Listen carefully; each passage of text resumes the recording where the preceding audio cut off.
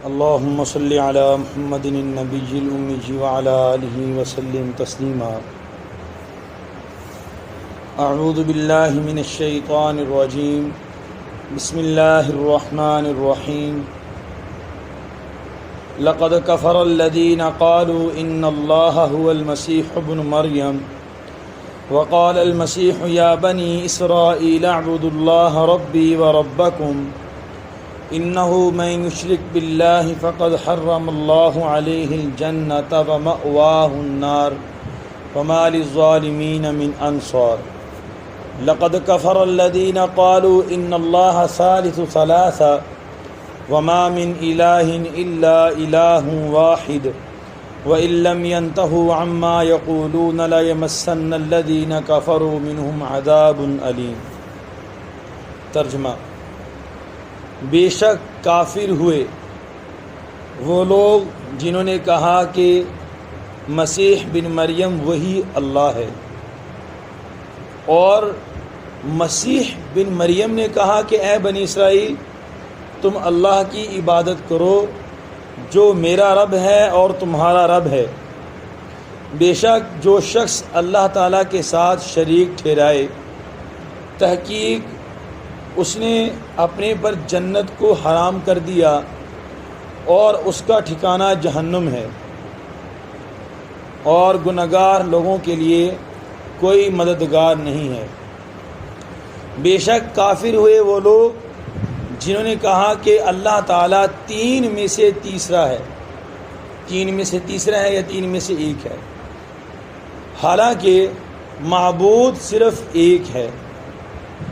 اگر یہ اپنی باتوں سے باز نہ آئے تو جن لوگوں نے کفر کیا ان میں سے ان کو دردناک عذاب پہنچ جائے گا. تو یہاں سے اللہ رب العزت ایک تو عقیدہ بیان کر رہے ہیں، صراحتاً تو ان کی بات یہاں پر بیان کی جو کہ عیسائی ہیں، لیکن اس کے اندر ہمارے لیے بھی عقیدہ توحید بیان کیا، ہمارا بھی عقیدہ توحید بیان کیا، اور عیسائیوں کی ایک بے انصافی اور بے اعتدالی اور بے دینی کو، بہت بڑی بے دینی کو بیان کیا، اور ساتھ میں اللہ تعالیٰ نے یہاں پر دھمکی بھی دی. پھر صرف عقیدے کے بیان کرنے پر اکتفا نہیں کیا، بلکہ حضرت عیسیٰ علیہ السلام کا قول، ان کی گفتگو کو اللہ تعالیٰ نے قرآن پاک میں ذکر کیا کہ ان کا کیا نظریہ تھا اور یہ ان کے بارے میں کیا کہتے ہیں. تو عیسائی لوگ ان میں ایک تو وہ تین قسم کے گروہ تھے.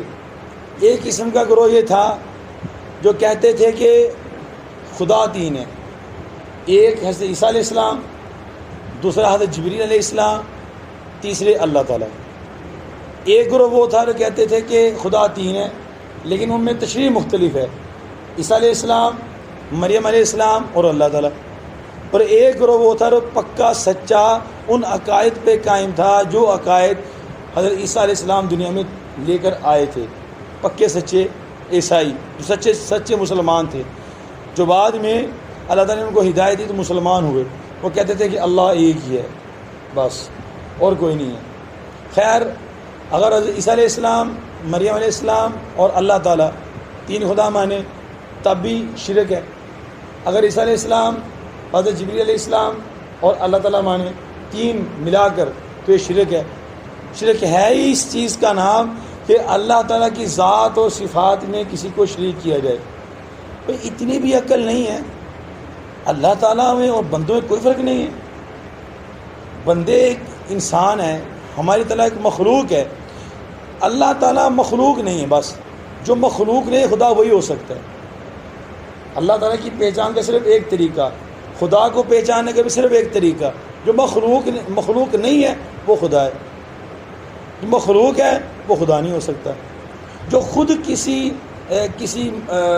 پیٹ سے پیدا ہوا یا اس کی آگے اولاد ہے، خود اس کے ماں باپ ہیں یا اس کی اپنی اولاد ہے، ظاہر سی بات ہے وہ بندہ تو مخلوق ہی ہے، خالق نہیں ہو سکتا.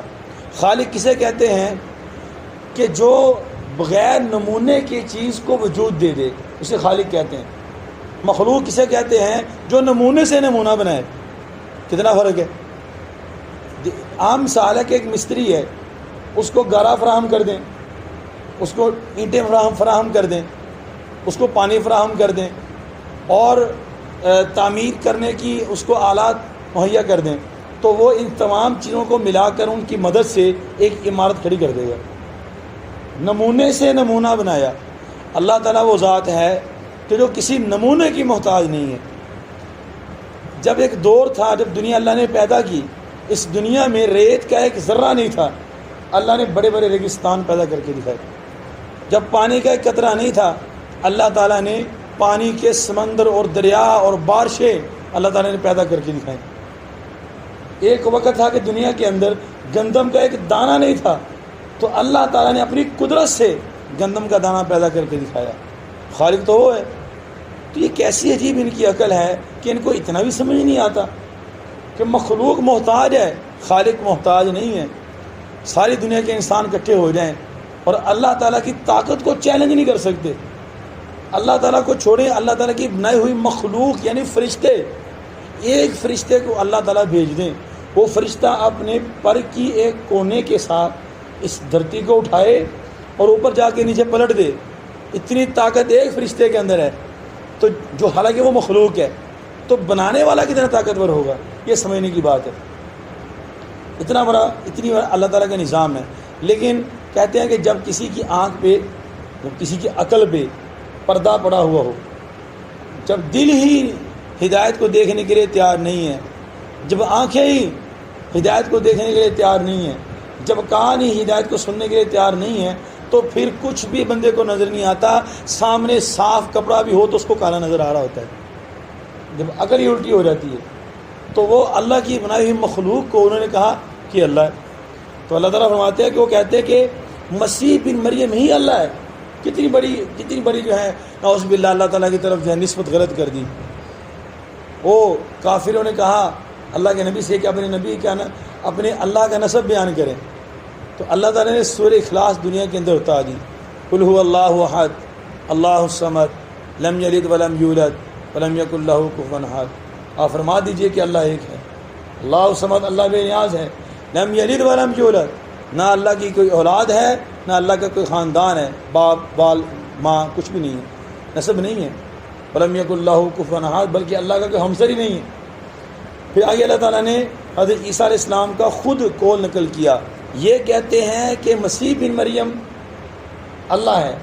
آگے فرمایا کہ مسیح کہتے ہیں، وقال المسیح، حضرت عیسیٰ خود کہتے ہیں یا بنی اسرائیل، اے بنی اسرائیل اعبدوا اللہ، اللہ کی عبادت کرو، جو میرا رب بھی ہے تمہارا رب بھی ہے۔ سورہ مریم کے اندر قال انی عبد اللہ، فرمایا بچہ جب حضرت مریم علیہ السلام پہ تہمت لگی، حضرت عیسیٰ علیہ السلام کو اللہ تعالیٰ نے بچپن کی حالت میں بولنے کی توفیق دی، تو بولے قال انی عبد اللہ، فرمایا کہ میں اللہ کا بندہ ہوں، معبود نہیں ہوں، بندہ ہوں۔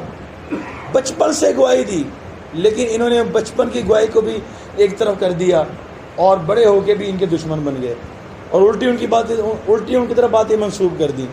یہ بہت بڑی گمراہی کی بات ہے۔ اے اللہ کی بات کرو، جو میرا رب ہے تمہارا رب ہے، جو اللہ کے ساتھ، یہ انہی کا قول ہے حضرت عیسیٰ علیہ السلام کا، جو اللہ تعالیٰ کے ساتھ کسی کو شریک ٹھہرائے گا اللہ تعالیٰ اس پہ جنت کو حرام کر دیں گے، اس کا ٹھکانہ جہنم ہے۔ ان کی بات تو یہ ہے۔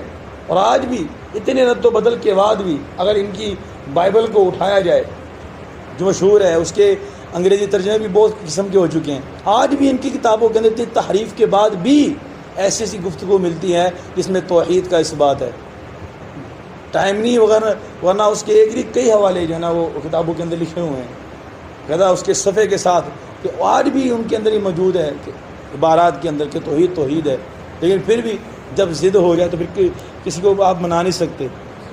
آگے اللہ تعالیٰ نے ان کو دھمکی دی، اگر یہ اپنی باتوں سے باز نہ آئے تو پھر یاد رکھیں وہ لوگ جو کافر ہیں ان کو دردناک عذاب آئے گا۔ دھمکی دنیا میں بھی آ سکتا ہے، آخرت میں بھی، آخرت میں تو ہوگا ہی ہوگا۔ دنیا کے ان کو وارننگ دی جا رہی ہے، اور اس دھمکی کے بعد بھی اگر اللہ کا عذاب نہیں آتا، اس کے مطلب یہ نہیں کہ یہ سچے ہیں۔ آخری بات کر کے بات ختم کرتا ہوں۔ ایک بندہ پورا کا پورا غلط ہے، عقائد میں بھی غلط ہے، مسائل میں بھی غلط ہے، معاشرے میں بھی غلط ہے، لیکن اس کو دنیاوی مال و دولت حاصل ہے، دنیاوی عیش و عشرت حاصل ہے، تمام سہولیات حاصل ہیں.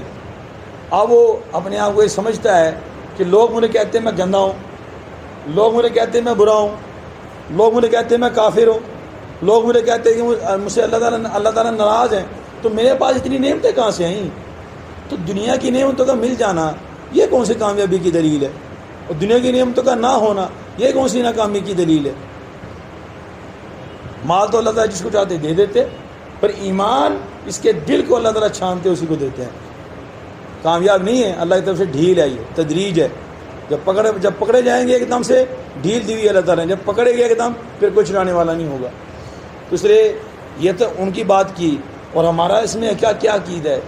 یہی بات جو حضرت عیسیٰ کا عقیدہ ہے ہمارا بھی وہی عقیدہ ہے، اللہ کے نبی صلی اللہ علیہ وسلم کا بھی وہی عقیدہ ہے، صحابہ کرام کا بھی وہی عقیدہ ہے کہ اللہ ایک ہے، بس اللہ کا کوئی شریک نہیں ہے. نہ کسی کو مانتے، نہ اللہ کی ذات میں کوئی شریک ہے، نہ اللہ کی صفات میں کوئی شریک ہے. جو کوئی بے ایمان اگر خدا بننے کی کوشش کرے گا وہ بھی گمراہ اور دار اسلام سے باہر ہے، اور جو اپنے آپ کو رسول بنانے کی کوشش کرے گا وہ بھی بے ایمان اور دار اسلام سے باہر ہے. یہی انہی آیات کا یہی خلاصہ ہے. تو اللہ سے دعا کہ اللہ جل شانہ ہم سب کو عمل کرنے کی توفیق عطا فرمائے.